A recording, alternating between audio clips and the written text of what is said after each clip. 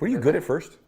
No, I was terrible. I would actually never watch me speak if I recorded it because I'm so, how would you say, the biggest critic. Yeah, me too. I still am that way. And I was bad though. Yeah. I wasn't good. But I didn't want to listen to a motivational speaker because what I knew straight up, if I listen to other people's content, then I'm not authentic.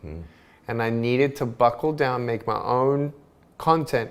And after I did my first 300 or 400 speeches all across Brisbane, Australia, we then got me a coach. My teacher aide's husband was a coach, and he sewed into me 10 hours.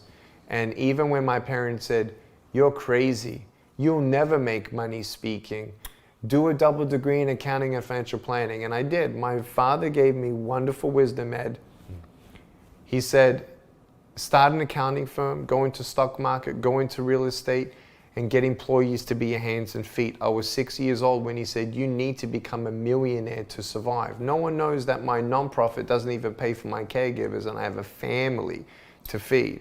And so he told me entrepreneurially, you need to make it happen, do your best. Went into the stock market at 16, went into real estate at 19. He taught me, just go for it, but they never thought that I'd ever be a speaker. That's crazy. Crazy. That's crazy. So that was my next question, by the way, is involving entrepreneurship. That's something that can be missed with you. You're a serial entrepreneur. You're a great entrepreneur. Off camera, all we were talking about was entrepreneurial ideas and the power of that. And so many people get the type of advice. I think my parents, I could sense, my parents didn't tell me you weren't going to make it as an entrepreneur. My dad now tells me, I didn't think you were going to make it. They were so worried. I remember I loaded up a U-Haul and I was driving away to go to my first entrepreneurial venture. And my dad tells me as I was driving away, he was telling my mother, God bless him, he'll be back soon. Why is he doing this?